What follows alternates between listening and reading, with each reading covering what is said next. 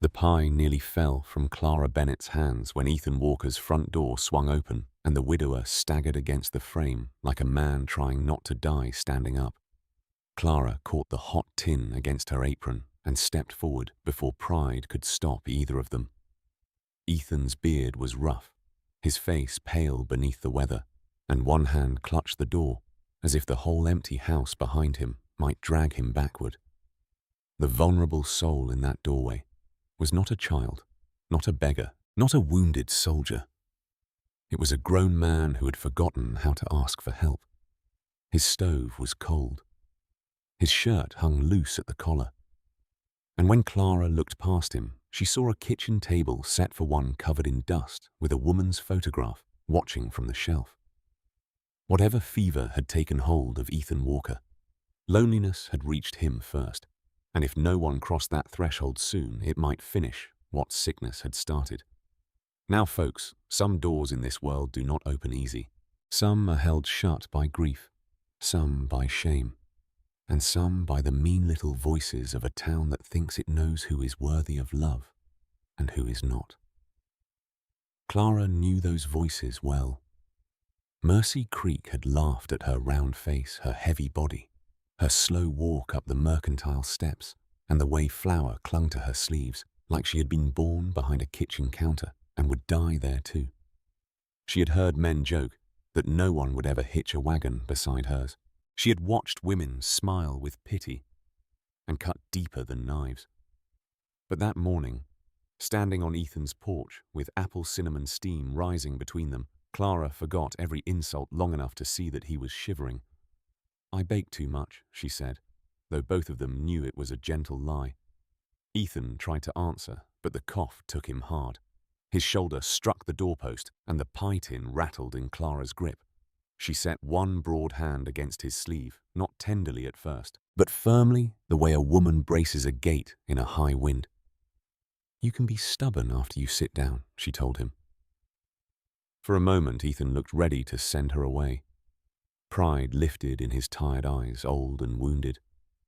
Then the wind cut across the porch, carrying dry snow against Clara's skirt and pushing the smell of that warm pie into the dead little house behind him. Ethan stepped back.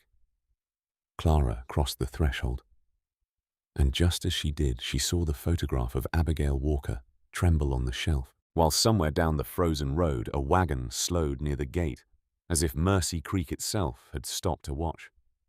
Ethan let her pass as if the act cost him more strength than splitting a cord of oak.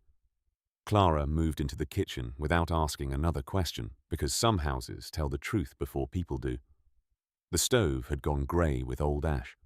A tin cup sat where it had been set down days ago. A flour sack sagged open on the counter, untouched, and the only warm thing in the room was the pie she carried. She set it on the table, then turned to Ethan, just in time to see his knees soften. He caught the back of a chair, jaw tight with embarrassment. Clara did not fuss over him. She had learned long ago that wounded pride could bite harder than hunger. Instead, she pulled the chair out with her hip and said, "Sit before you make me regret walking all this way." Ethan gave a faint huff, almost a laugh, and lowered himself. The sound was rough, but it was sound all the same. Clara took that for permission. She filled the kettle, stirred the stove, and found enough dry kindling in the box to coax a flame awake. Ethan watched her from the chair, one hand pressed against his ribs, as if the room itself had forgotten what women's hands sounded like. "I don't need tending," he muttered. "No," Clara said, laying a split log across the fire. "You need soup, a clean cup, and somebody with sense enough not to listen to you." That earned her another, almost laugh. It did not last. His eyes drifted to the shelf above the washstand where the photograph of Abigail Walker stood in a little oval frame. The woman in the picture had a gentle mouth, dark hair parted neat, and the kind of stillness only photographs and graves can keep. Clara noticed the dust had been wiped from the glass, though nearly nothing else in the kitchen had been touched. She said nothing about it. Some grief did not want a hand laid on it. When the kettle began to tremble, Clara cut a wedge of pie and set it before him with a fork. Ethan stared at it like a man suspicious of mercy. Then he took one bite. His chewing slowed, his shoulders lowered by the smallest measure. For a long moment the only sounds were the pop of the stove and the wind worrying the corners of the house. "Well," he said at last, voice softer than before, "if I were 20 years younger, I'd marry you." The fork stopped in Clara's hand. Heat rose into her face so fast she wanted to turn toward the stove and blame it on the fire. She had heard men make jokes like that before, cruel little tricks wrapped in sugar. A woman like her was safe to tease because no one believed she would ever be chosen. No one expected her to hope. Hope to Mercy Creek looked foolish on a woman with Clara Bennett's body. She folded her arms and looked at him hard. Men say bold things when there's pie in front of them. Ethan blinked, then gave a real laugh, this time short and rusty, as if it had not been used in years. Maybe so. Besides, Clara said, reaching for a chipped bowl, "I doubt you were any wiser 20 years ago." His smile faded into something quieter. "No, Ma'am. I was just less alone." The words hung between them. Clara turned back to the stove before her face could betray her. She found beans in a jar, salt pork wrapped in paper, and enough onions to make a thin soup respectable. She worked because work gave her hands somewhere to put what her heart could not safely hold. Halfway through slicing the onion, she heard Ethan shift behind her. "You came because Mrs. Bell told you I was sick.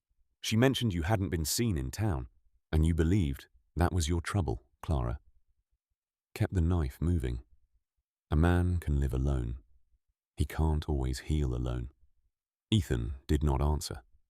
When she glanced back, his eyes were on Abigail's photograph again.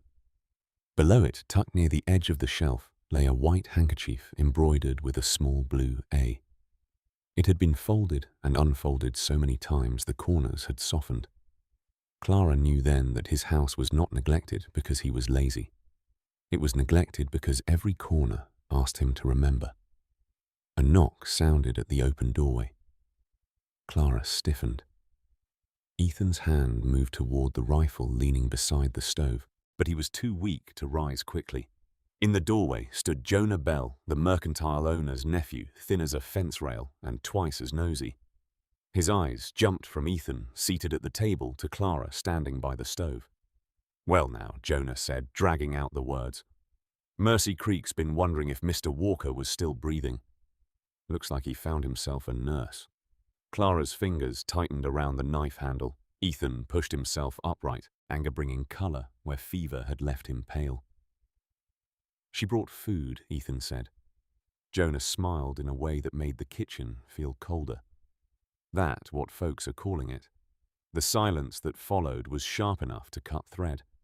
Clara set the knife down carefully. She had been laughed at in street stores, church steps, and fairgrounds. But being laughed at inside a lonely man's house with his dead wife's photograph, watching wounded in a different place. Ethan stood too fast and swayed. Clara reached for him before thinking. He caught the chair instead and looked straight at Jonah. "You tell Mercy Creek I'm alive," Ethan said. "And you tell them Mrs. Bennett has more Christian decency in one pie tin than most men carry in their whole Sunday coat." Jonah's smile faltered. He looked at Clara again, no longer quite so bold, then backed off the porch with a muttered excuse about checking the road. His wagon wheels creaked away, but what he had seen would travel faster than any horse. Clara turned back to the stove, pretending the onion fumes had found her eyes. "You shouldn't have said that." "Why not?" "Because by supper, half the town will make something ugly of it." Ethan lowered himself into the chair, breathing hard from the effort, but his gaze stayed steady. "They've been making ugly things out of lonely people for years. Doesn't mean we have to help them." Clara ladled soup into a bowl and placed it before him. Her hand shook just enough that a little broth spilled onto the table. Ethan noticed, but did not shame her with kindness too direct. He simply moved his cup aside, making room as if her nervous hands belonged there as much as his tired ones. Outside, Jonah's wagon vanished down the frozen road toward Mercy Creek. Inside, the fire finally caught strong enough to warm the room. Ethan took another bite of pie slower this time, and Clara watched the old house seem to breathe around them. But beyond that small circle of heat, the town had already begun sharpening its tongue. By noon the next day, Mercy Creek had done what Mercy Creek did best. It had taken one warm pie, one sick widower, and one lonely woman's kindness, then stirred them into something sour enough to pass around the mercantile. Clara felt it the moment she stepped through Bell's store for flour and coffee. Conversation thinned. Two women near the calico shelf looked away too late. Jonah Bell leaned against the counter with a grin he had not earned, and old Mr. Bell weighed Clara's flour, slow, as if giving the room time to enjoy itself. "Heard Mr. Walker liked your baking," Jonah said. Clara kept her eyes on the flour sack. Most hungry men do. A man by the stove snorted. A man left alone long enough will praise anything with sugar in it. The women laughed into their gloves. Clara's hands stayed steady, but only because she had trained them that way. Since girlhood, she had learned not to flinch when folks made her body the day's entertainment. A heavy woman could not cry in public without giving cruel people dessert. Then Mrs. Harlan entered wrapped in a fur collar, too fine for a town with cracked steps and hungry children. She looked Clara up and down and smiled with the softness of a knife sliding from a drawer. "Mercy, Mrs. Bennett," she said. I suppose if a woman cannot catch a husband with her figure, she may try with cinnamon. A few people laughed harder than the joke deserved. Clara lifted the flour sack. "Cinnamon has done less harm than vanity, Mrs. Harlan." The store went still, but Mrs. Harlan's smile only tightened. "Careful. Men like Ethan Walker may enjoy a pie, but they do not marry pity." The word struck where Clara had no armor. She paid, walked out, and made it to her wagon before her breath began to shake. She told herself she would not look toward Ethan's road again. She would not carry soup. She would not let one foolish sentence spoken over pie make a fool of her heart. But when she reached home, she found Ethan Walker at her back fence with a hammer in his hand. He stood in the pale sun, still looking worn from fever. His coat buttoned wrong, a coil of wire at his feet. 3 loose hens scratched near a gap where the fence had bowed toward the creek bed. Clara stopped with the flour sack in her arms. "What are you doing, fixing a fence?" "I can see that." Then you asked a question you already knew the answer to. She set the sack on the porch harder than needed. "If this is about the pie, Mr. Walker, I don't keep accounts that way." He drove a nail slow and clean. "Neither do I. You should be resting." I did. Didn't suit me.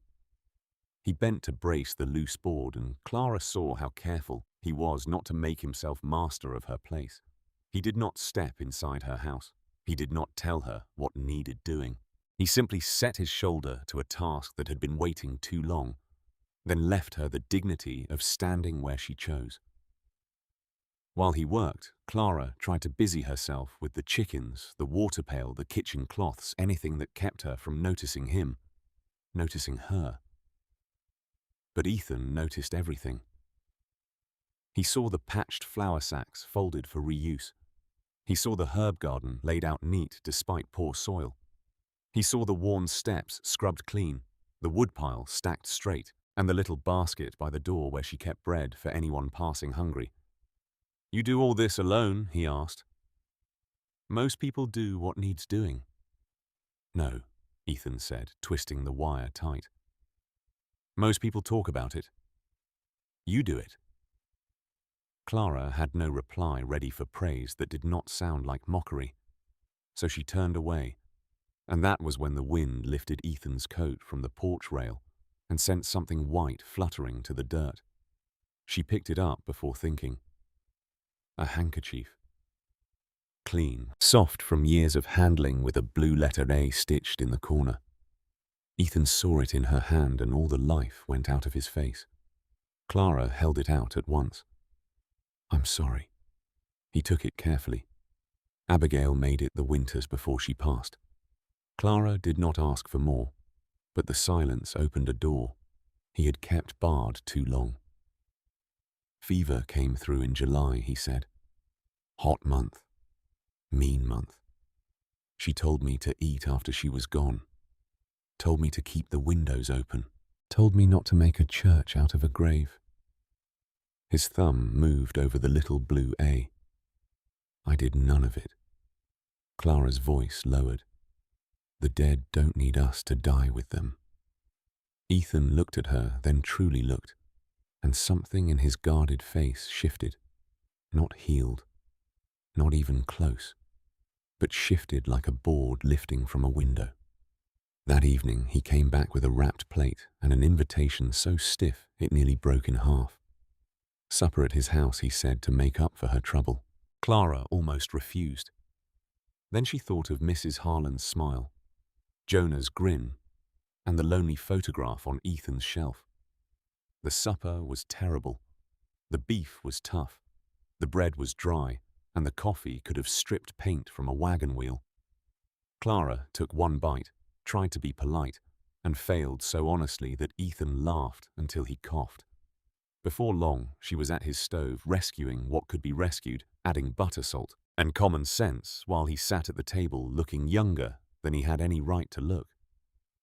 For 1 hour, the house sounded less like a tomb. A pan hissed. Plates moved. Clara laughed without covering her mouth.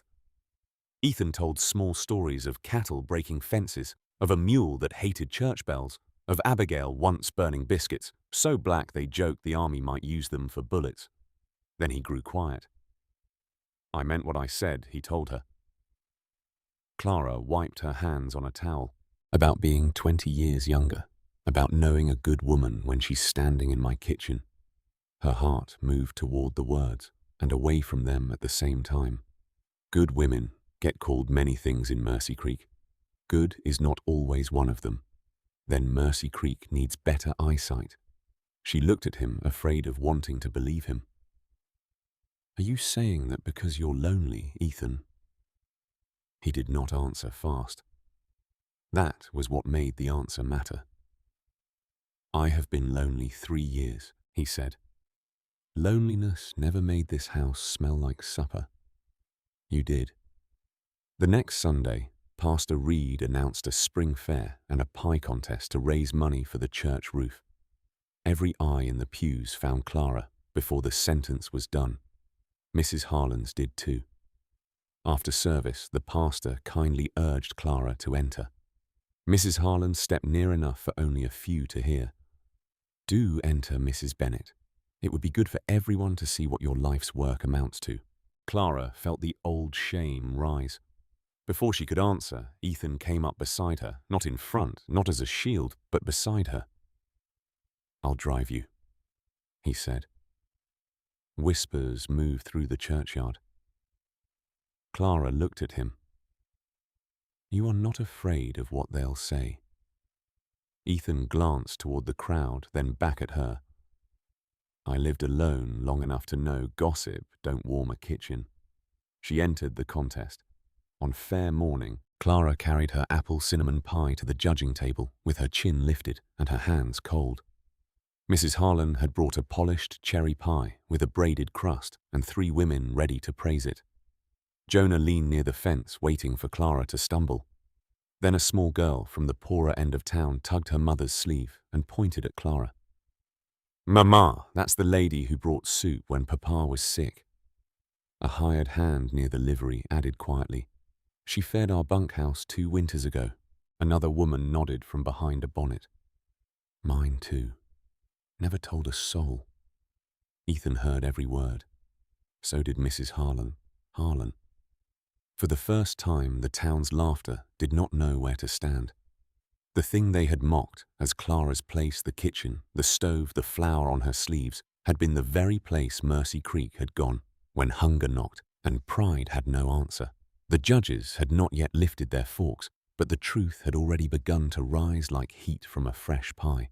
And, at the far edge of the fairground, Jonah Bell slipped away from the fence and mounted his wagon toward Clara's road, where an old iron stove still sat too close to dry curtains. Mrs. Harlan's pie looked fit for a hotel table. Clara's looked like home. That was the trouble with it. The apple slices had softened under cinnamon and brown sugar until the whole fairground smelled of warm kitchens, poor cupboards, and mornings when somebody still cared whether you had eaten. Men near the livery turned their heads. Children drifted closer. Even the judges paused before cutting into it, as if they already knew the answer and were afraid of what it would do to the order of things in Mercy Creek. Mrs. Harlan saw the crowd leaning Clara's way, and pride sharpened her voice. "Well," she said loudly, "no one can deny Mrs. Bennett has spent her life preparing for such a contest. Some women are made for parlors, some for kitchens." The laugh that followed was smaller than it might have been the week before. Still, it reached Clara. Her shoulders tightened. For one breath, she looked like she might lift her pie and carry it home the way she had carried so many hurts home before, quiet and alone. Ethan stepped near her, but he did not speak for her. That mattered. If he had defended her too quickly, Mercy Creek would have called her helpless. If he had stormed and shouted, they would have made the day about him. Instead, he stood beside her, hat in his hands, his face steady, letting every person there see that Clara Bennett was not alone, and also not hidden behind him. Clara looked at Mrs. Harlan, then at the women who had borrowed sugar from her, the children who had eaten her soup, and the hired men who had carried her bread in their coat pockets through bad winters. "Yes," Clara said, "I have lived much of my life in a kitchen." Mrs. Harlan smiled, thinking she had won. Clara's voice grew stronger. "But in my kitchen, no hungry person was made smaller, so I could feel tall." The fairground went still. A boy near the fence lowered the stick he had been chewing. Pastor Reed looked down at his boots. Old Mr. Bell cleared his throat and found nothing to say.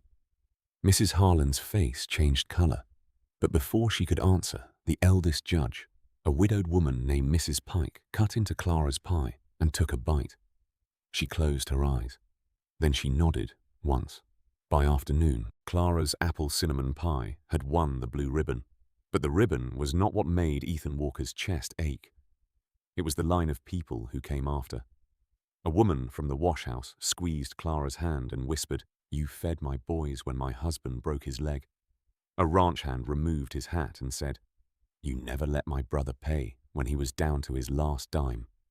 A child slipped behind Clara's skirt and said, "Mamana says your bread saved us." Clara stood with the blue ribbon in her hands as if it weighed more than iron. For years, Mercy Creek had laughed at the flower on her sleeves. Now those sleeves had become evidence. Ethan watched her from near the wagon rail, and something in him gave way. Not grief for Abigail. That remained gentle and sacred. What gave way was the lie that his life had ended with hers. Clara Bennett stood in the sun, round-faced, broad-shouldered, trembling under praise she had never asked for, and Ethan knew he was not looking at pity. He was looking at courage. After the fair, the rumors changed shape, but did not stop. Some said Clara had trapped him with pies. Some said Ethan was too old and lonely to know the difference between gratitude and love. Clara heard enough of it by the mercantile pump to turn cold inside. So for 3 days, she avoided his road.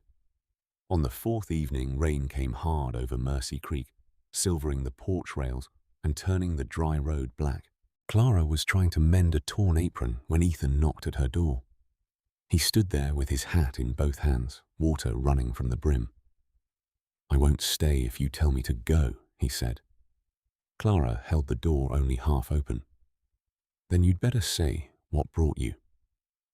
He looked past her shoulder, not to enter, but to gather courage. "That first morning when I said if I were 20 years younger, I'd marry you, I made it sound like a joke, because I was afraid of how true it felt. Clara's fingers tightened on the door. Ethan swallowed. I don't need 20 years back. I don't need to be young. I don't need folks to understand. I only need to stop using grief as an excuse to turn away from what's standing right in front of me. Clara's face trembled once before she mastered it. Are you saying that because your house is empty? No. His voice was low. I'm saying it because when you leave, it gets empty again. She stared at him as rain struck the porch roof. Do you see me, Ethan? She asked. Not my pies, not my usefulness, not some lonely answer to your sorrow. Me. He removed his hat. I see you, Clara. All the things they trained you to hide. All the things they were too small to honor. The words nearly broke her. But fear had lived in her longer than hope, and it did not step aside just because a good man asked it to. Ethan seemed to understand. He reached into his coat and drew out an old envelope soft at the folds. Abigail wrote this. Before she passed, he said. I opened her room yesterday for the first time in 3 years. Clara's breath caught. She told me not to make her memory into a locked door. She said if a woman ever brought warmth back into this house, I was not to punish her for being alive. He offered the letter, but Clara did not take it at first. I don't want to replace her. You couldn't, Ethan said, and I would be a poor man if I asked it. Abigail was my yesterday. You are standing here, asking whether I have the courage for tomorrow. That night, Clara read the letter by lamplight while Ethan waited on the porch, letting the rain soak his coat rather than hurry her heart. When she finished, she folded it with both hands and held it against her chest. She loved you well, Clara said. Yes, Ethan answered. Enough to let me go on living. Clara opened the door wider, but not all the way. That was as much as she could give. Then the smell came. At first, it was only a bitter thread under the rain. Then the wind shifted, and Clara turned toward her kitchen. Smoke slid beneath the backroom curtain, black and low. She dropped the letter onto the table and ran. The old stove had cracked along one side. A gust had forced sparks through the loose iron lip, and the dry curtain near the wall had caught. Fire climbed fast, eating cloth, licking at the shelf where Clara kept her recipe book, her mother's photograph, and the old pie tin she had used since girlhood. Ethan was behind her at once. Out he ordered. My book, Clara cried. My mother's picture, Clara. Out. But she was already moving through the smoke. Years of being told she was too large, too slow. Too much came back in one cruel instant as she tried to squeeze past the fallen chair near the stove. Her skirt snagged. Smoke struck her throat. She reached the shelf and caught the recipe book, then the photograph, then saw the pie tin slide behind a burning crate. Ethan came through the smoke with his coat over his mouth. A roof beam above the kitchen groaned. Outside, voices shouted. Someone had seen the flames from the fair road. Clara bent for the tin and could not rise fast enough. The beam cracked. For one terrible moment, Ethan could not reach her. A fallen table blocked the space between them, flame running along its edge. He shoved it once. It held. He shoved again, and the heat drove him back. Clara coughed, one hand pressed to the floor, the other clutching her mother's photograph. The house sounded ready to fold in on itself. Ethan looked at the woman trapped beyond the smoke, and every grief he had survived narrowed into one command. Not again. He wrapped both hands around the burning table leg and hauled it aside. The flesh of his palms burned, but he did not let go until there was room enough to pass.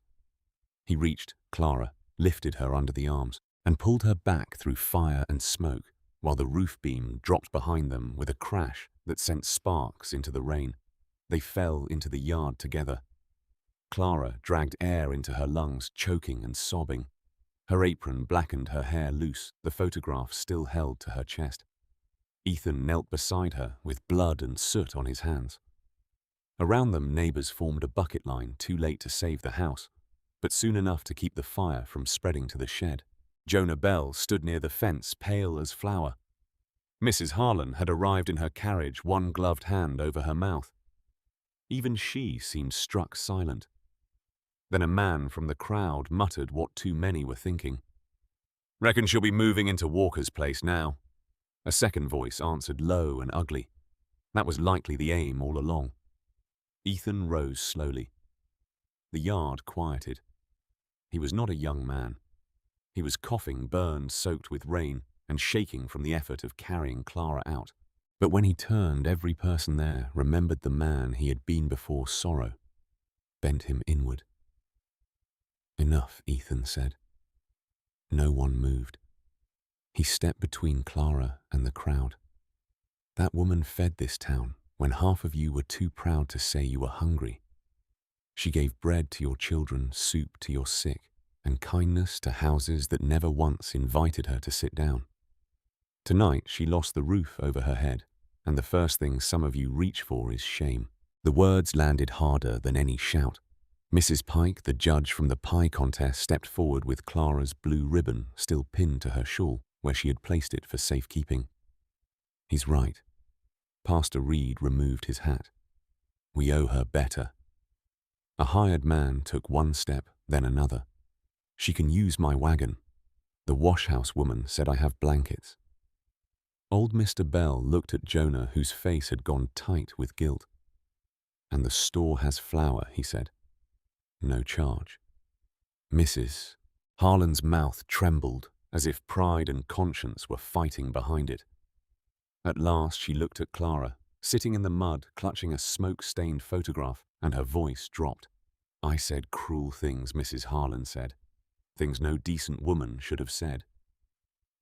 Clara did not answer.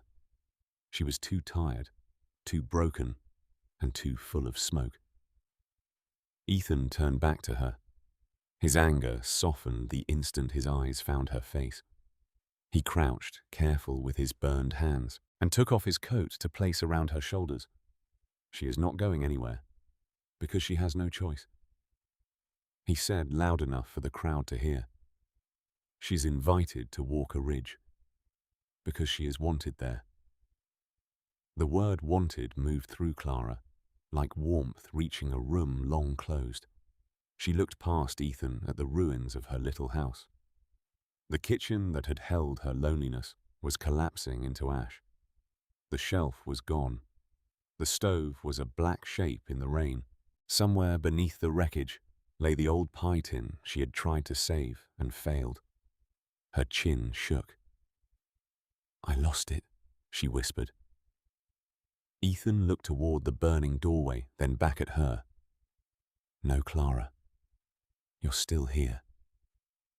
The bucket line worked until midnight. By then the flames had lowered into red coals, and the people of Mercy Creek stood wet, ashamed, and changed. Not fully. Towns do not become kind in one night. But something had been put on trial beneath that rain, and the old verdict against Clara Bennett had begun to fall apart. Ethan helped her into his wagon. He did not touch her more than needed. He did not claim her before the crowd.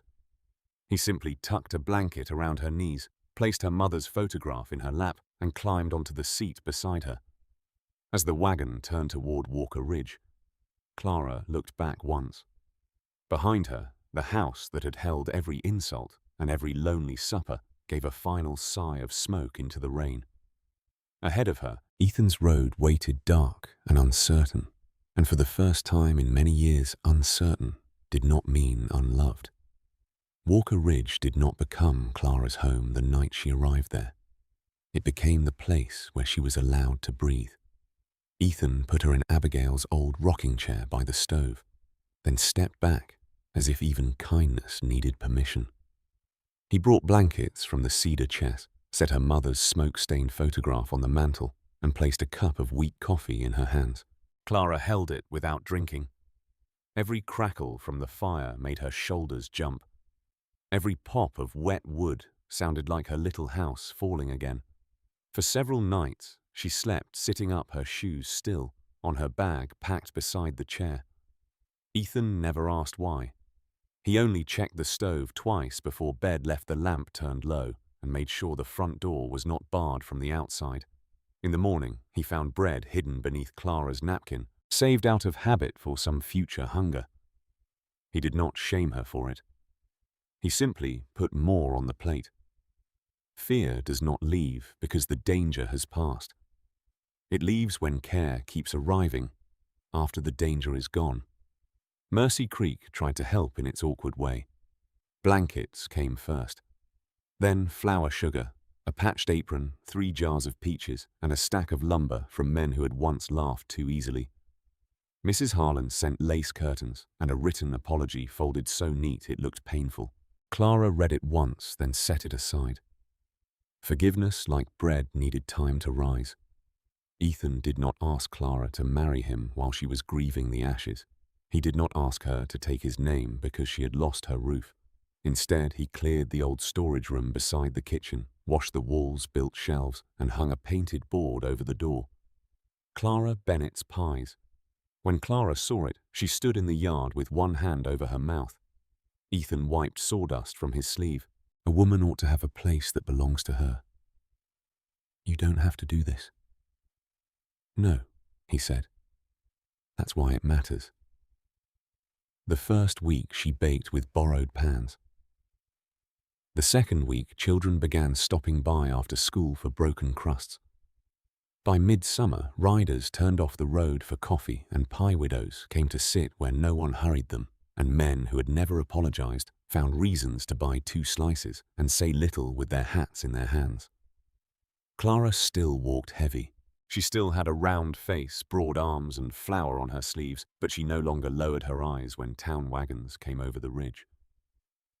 One evening in autumn, Ethan returned from the burned ruins of her old place, carrying something wrapped in cloth.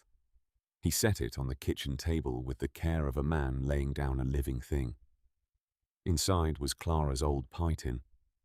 It was blackened at the rim, bent on one side, and patched with 2 small strips of bright metal where Ethan had mended it by hand. Clara touched it and began to cry before she knew she was crying. I thought it was gone, she whispered. I found it under the stove. Brick, Ethan said. Stubborn thing. Then he turned the tin gently. In the center, where the metal had been cleaned smooth, rested a plain gold ring. Clara looked at him, breath caught between fear and hope. Ethan's hands were still scarred from the fire. He did not hide them. I once told you if I were 20 years younger, I'd marry you. Truth is, Clara, I don't want those years back. They brought me here. I only want whatever years I have left to have you in them. Clara shook her head, tears slipping down her cheeks. I'm not the pretty girl from those cowboy songs. No, Ethan said softly. You're the woman who made an old heart remember hunger, laughter, and home. She laughed through the tears then, and this time she did not cover her mouth. When she said yes, Ethan did not cheer, did not make a speech, did not kiss away the memory of Abigail or the pain of Clara's past. He simply took her hand and held it like a promise made in plain daylight. Years later, folks in Mercy Creek would say Clara Bennett's pie shop changed the town. Not all at once, not perfectly, but hungry children knew where to knock. Widows knew where to sit. Men down on luck knew a cup of coffee might be poured before questions were asked.